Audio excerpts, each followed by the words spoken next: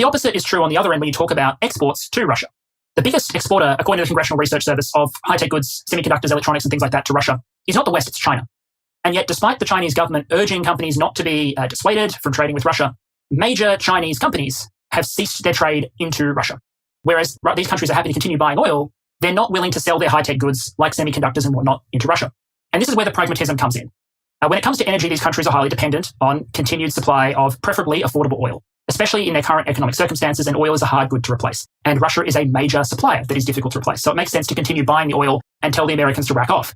But when it comes to electronics, sales into Russia only account for about 2% of China's technology exports. The big market for Chinese technology firms is the West. It's when you buy your discounted laptops, your discounted components. It's when you see made in China stamped on just about everything that you buy. Well, they don't want to lose that market. The companies don't want to lose that market. And they're aware that there is a danger that they do lose the American and the European markets if they continue to trade with Russia. So why would you risk 90% of your profitability in exchange for continuing with 2% of your trade? So it's pragmatism. Because Russian energy is important to them, they'll continue buying Russian energy. Because trade into Russia isn't important to them and trade into the West in electronics is, they'll cease trading with Russia, or at least their private companies will not do so willingly. I mean, think about it this way for a moment. Let's just say you're running a casino and you've got a high-rolling VIP who routinely drops 100 million US on your tables every quarter, and he comes up and starts complaining because he's got a problem with one of your dealers and he's demanding a whole bunch of stuff. Well, even if he's completely in the wrong, you're going to think of that 100 million US and you're probably going to, discipline that dealer in front of him, get him some free drinks, some free accommodation. You're going to do everything in your power to keep him gambling at your casino.